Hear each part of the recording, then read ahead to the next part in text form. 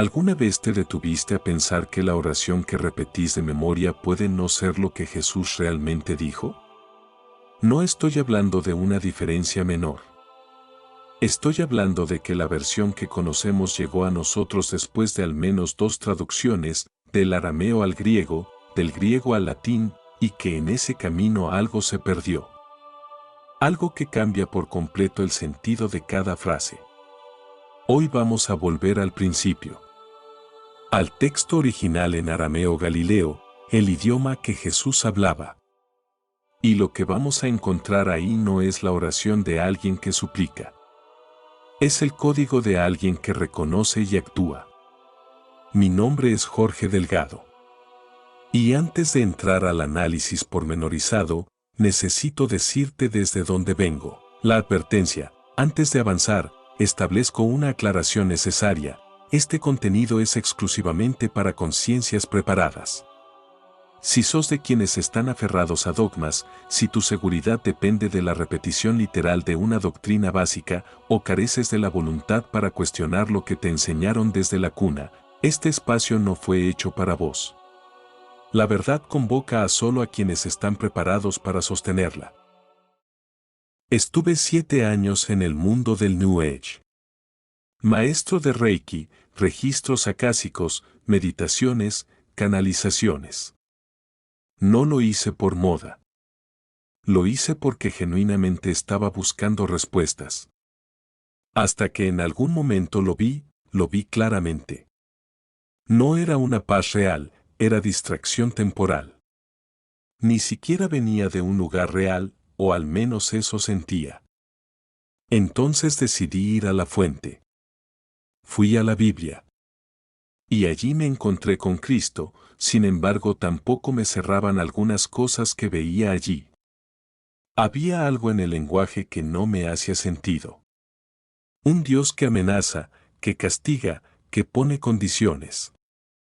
Eso no es lo que hace alguien que realmente te ama. Y yo eso lo estuve percibiendo por mi formación de coach ontológico, que me entrenó para ver lo que hay detrás de las palabras y las acciones. Hace unos meses decidí hacer algo concreto. Desafiar la traducción del Padre Nuestro. Deconstruirlo. Ir a la versión original y ver qué había ahí antes de que alguien lo tradujera e institucionalizara. Lo que encontré me cambió la forma de entenderlo para siempre. No soy teólogo. No soy historiador de profesión. Soy alguien que no puede dejar una pregunta sin respuesta. Y que no siempre se deja llevar por las apariencias. Hoy te muestro lo que encontré. Para entender por qué el texto que conocemos no es el texto original, necesitas saber algo muy básico sobre cómo llegó todo hasta nosotros. Jesús hablaba su idioma materno, el arameo galileo. Un idioma de tierra, de acción, de presencia directa. Pero los evangelios fueron escritos en griego, porque el mensaje tenía que expandirse por el Imperio Romano. Y del griego al latín, porque la Iglesia necesitaba un idioma oficial. 2 traducciones. 2 culturas completamente distintas interviniendo sobre un texto que nació en una cultura completamente distinta. El griego es un idioma de formas, de lugares, de estructuras lógicas. El arameo es un idioma de presencia. Y esa diferencia tiene consecuencias muy concretas en cada frase del Padre Nuestro. Vamos a ir palabra por palabra. A comparar el texto que conocemos con el texto original. Y a ver qué tenía antes de ser traducido. Antes de ir al análisis, necesitas entender algo sobre el idioma mismo. El arameo galileo no funciona como el griego o el latín. No organiza el tiempo en pasado, presente y futuro como nosotros lo hacemos. Su sistema verbal opera por aspecto, lo que está ocurriendo, lo que se completa. No cuando ocurre algo, sino si está ocurriendo o no. Eso tiene una consecuencia directa sobre este texto. Cuando el griego introduce que venga tu reino o hágase tu voluntad, está proyectando hacia adelante algo que en el idioma original no tiene futuro. Está convirtiendo una instrucción activa en una espera pasiva. Incluso incide en que, el que espera que algo venga, está en espera y no actúa. El que reconoce que algo ya es, se mueve. No tiene nada que esperar. Esa diferencia es el eje de todo lo que vamos a ver a continuación. Cada término que analicemos hoy tiene que leerse desde ahí, no como una petición hacia el futuro, sino como un reconocimiento de lo que está ocurriendo ahora mismo. El laboratorio del análisis palabra por palabra. Primera frase. Abun Devas Maya, Padre nuestro que estás en los cielos. La primera palabra ya es un problema. Abun se tradujo como Padre. Técnicamente no es incorrecto, porque la raíz aramea se refiere a origen paterno, incluso más cariñoso como si lo llamara Papa. Pero el campo semántico es mucho más amplio. En arameo, esa raíz, documentada en el diccionario arameo de Marcus Jastrow, la referencia lingüística estándar del campo, designa la fuente generadora. El punto de origen del que todo emerge. No una figura jerárquica, no una autoridad que juzga desde afuera. El origen mismo. El Evangelio de Tomás, uno de los textos descubiertos en Nag Hammadi y estudiado por eruditos de Oxford y Harvard, lo dice directamente en Elogion 3, el reino está dentro de vosotros y fuera de vosotros. No arriba. No en otro lugar. Aquí. Y el Evangelio de la Verdad, otro texto de la misma colección, desarrolla la figura del Padre precisamente como fuente de origen que habita toda la creación, no como entidad localizada en un espacio. La segunda parte, Devas Maya, que estás en los cielos, es donde ocurre algo más significativo todavía.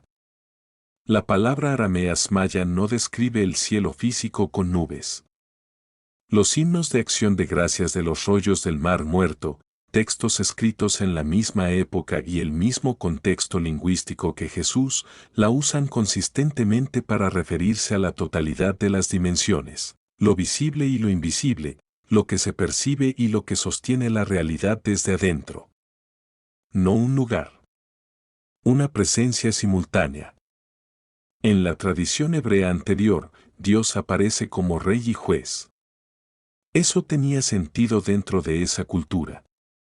Pero Jesús, al usar el arameo galileo, saca esa carga jerárquica y la reemplaza por algo diferente, una conexión directa con la fuente de todo lo que existe.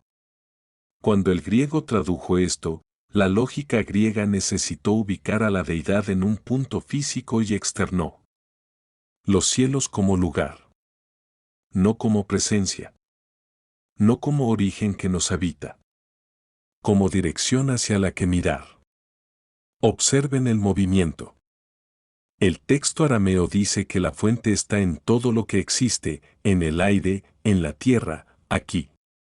El texto griego dice que está allá arriba. En ese sutil cambio, la autoridad se desplaza hacia afuera. Puede ser una limitación del griego. Puede ser algo más. El efecto, en cualquier caso, es el mismo. La fuente deja de estar en mí, en vos, en nosotros, y pasa a estar en otro lugar al que tenés que llegar. La segunda frase. Netkadasmak, santificado sea tu nombre. Esta frase se convierte en una alabanza en la traducción. Pero la raíz aramea de la palabra que se tradujo como santificar no significa alabar. La raíz es kadas en el alfabeto semítico y aparece en la regla de la comunidad de los rollos del Mar Muerto con el significado preciso de separar, consagrar, hacer distinto. Es el acto de reconocer y distinguir lo esencial de lo que no lo es. No es una alabanza hacia afuera. Es un reconocimiento desde adentro. Y el nombre que se menciona, en arameo, no refiere a una etiqueta.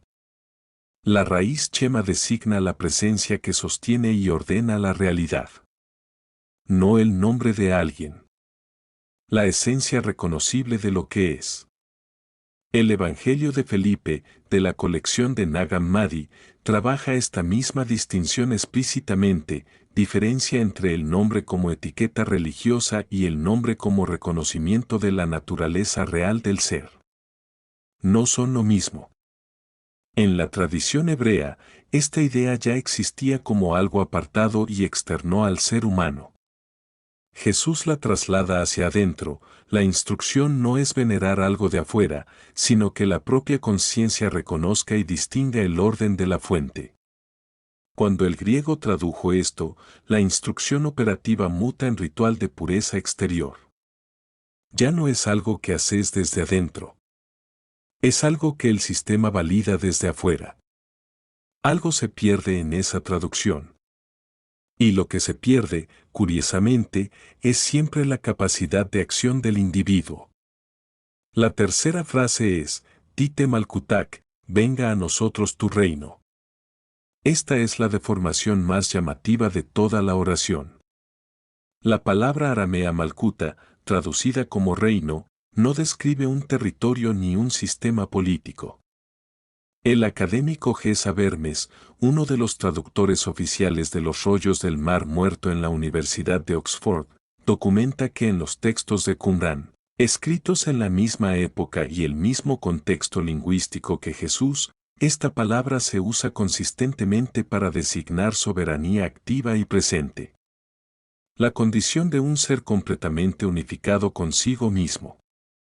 El poder de acción desde la plenitud. Nunca un territorio físico futuro. Y la primera palabra del verso, Tite, no es una invitación a que algo llegue desde afuera.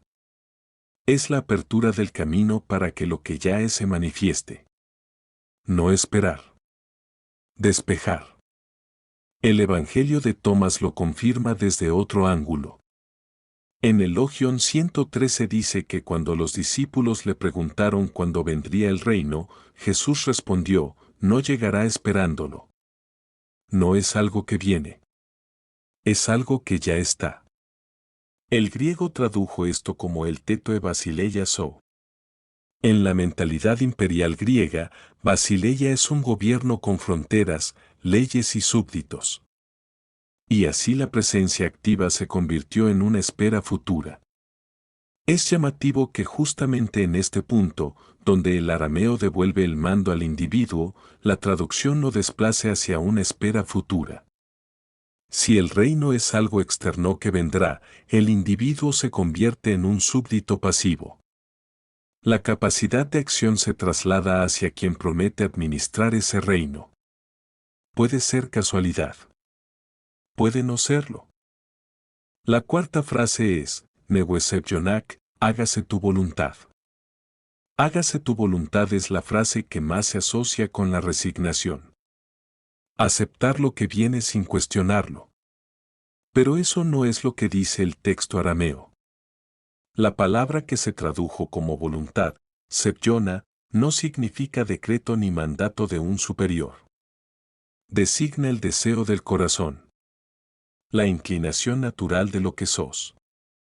Lo que fluye orgánicamente cuando no hay interferencia. Y la forma verbal que la acompaña no es imperativa. Es la realización fluida de algo que ya está ocurriendo. En hebreo, la palabra equivalente ya tenía una connotación de placer y deleite, no de carga. Jesús va un paso más lejos, ese deseo no es algo a lo que someterse. Es algo que ya coincide con lo que vos realmente querés cuando sos plenamente vos mismo. No hay conflicto entre tu deseo y el de la fuente. Son uno. El griego eligió la palabra telema, que en el pensamiento helénico implica un decreto firme de un superior. De ahí a la resignación hay un solo paso. Algo se resigna en la traducción. Algo se activa en el original. El texto arameo no dice aceptalo. Dice tu deseo y el nuestro son uno en nosotros. La quinta frase es, Habloan lamo de sunconan yaumana, danos hoy nuestro pan de cada día. Aquí hay algo que los propios traductores griegos reconocieron que no podían resolver. Y la evidencia está en el texto mismo.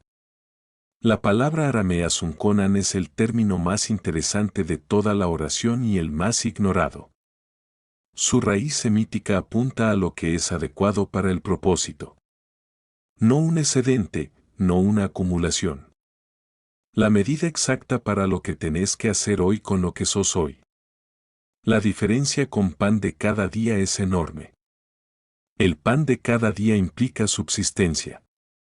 Sobrevivir hasta mañana. Es una mentalidad de escasez administrada. Sunconan implica exactitud, ni más ni menos de lo que necesitas para cumplir lo que viniste a hacer en este momento. Uno te pone en modo supervivencia. El otro te pone en modo propósito. Los traductores griegos se enfrentaron a este concepto y no encontraron equivalente en su lengua. Entonces crearon una palabra nueva, epiousios. Esa palabra no existe en ningún otro texto griego conocido de la antigüedad. Los lingüistas la llaman un apax legomenon, aparece únicamente en Mateo y Lucas y en ninguna otra parte. El propio Orígenes de Alejandría, uno de los teólogos más brillantes del siglo III, ya señalaba que la palabra no existía en el griego común. Joachim Jeremías, uno de los especialistas más reconocidos en el estudio del Padre Nuestro en su contexto arameo original, analiza en profundidad que su probable raíz refiere precisamente a sustento para la existencia y el propósito. Al no poder contener el concepto, lo simplificaron como cotidiano. Y así una instrucción de presencia y propósito se convirtió en una lista de necesidades materiales. Algo se achica en la traducción. Y lo que se achica, siempre, es el alcance del individuo. La sexta frase es, Washpaklon Haubein, perdona nuestras deudas u ofensas. La palabra aramea que se tradujo como perdonar no significa absolver. Significa soltar. Liberar. El gesto de abrir la mano y permitir que lo que se retiene siga su propio camino. Y lo que se suelta, Haubein, no es un pecado moral.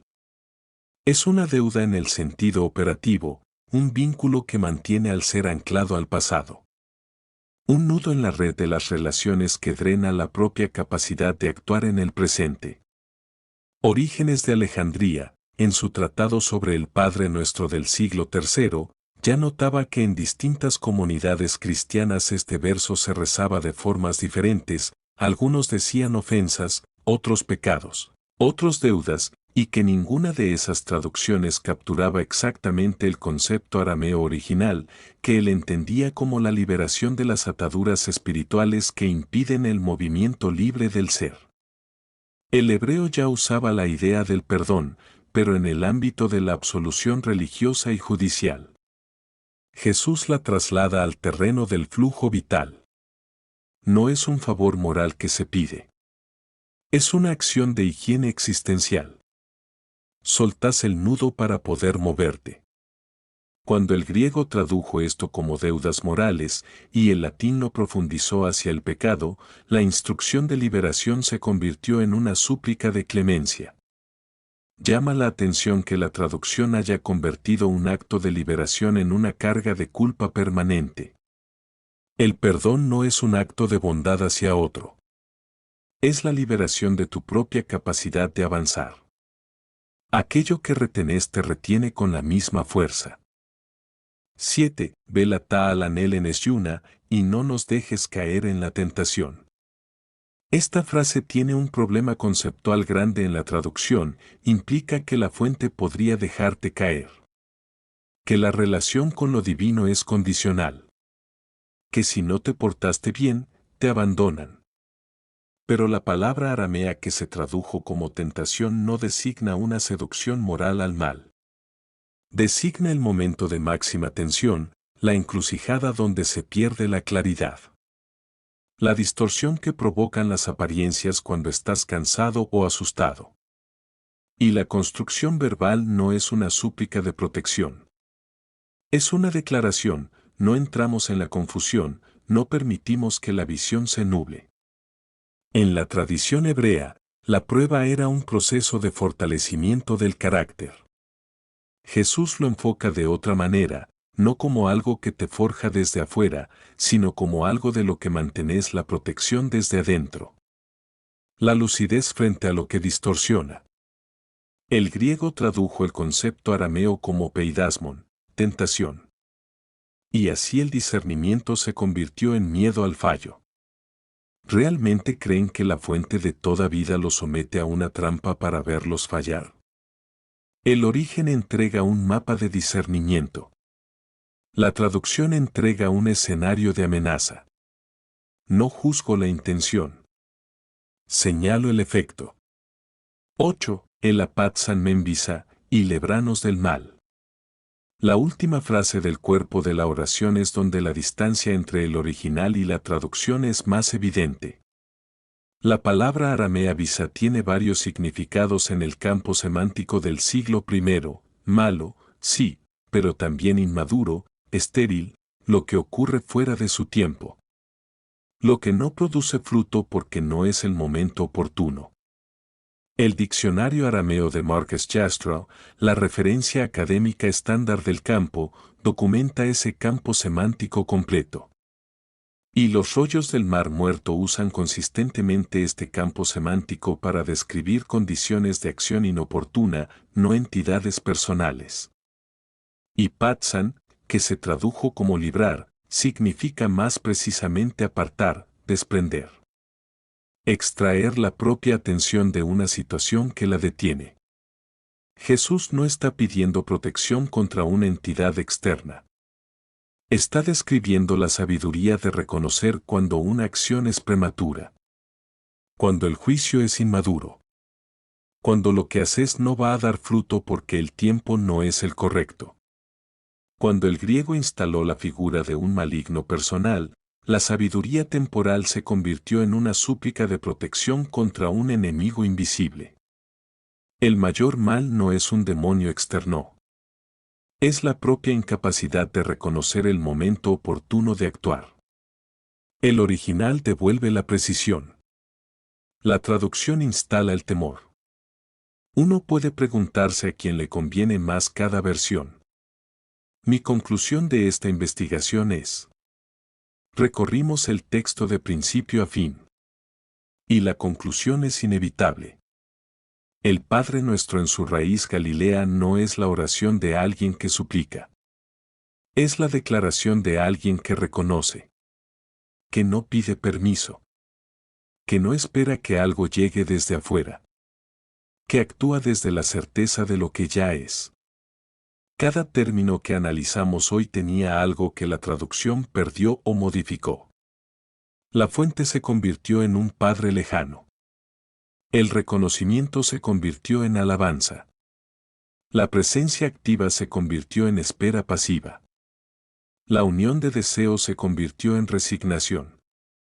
El sustento para el propósito se convirtió en pan cotidiano. La liberación de nudos se convirtió en culpa. El discernimiento se convirtió en miedo. La sabiduría temporal se convirtió en un enemigo. 8 movimientos. 8 veces en la misma dirección. Puede ser casualidad acumulada. Puede no serlo. Esto no es una teoría. La profesora Elaine Pagels, de la Universidad de Harvard, dedicó décadas a estudiar los textos del cristianismo primitivo y documentó con precisión cómo el proceso de estandarización doctrinal, consolidado en el Concilio de Nicea en el año 325, fue dejando afuera lecturas que enfatizaban la experiencia directa y la conexión sin intermediarios.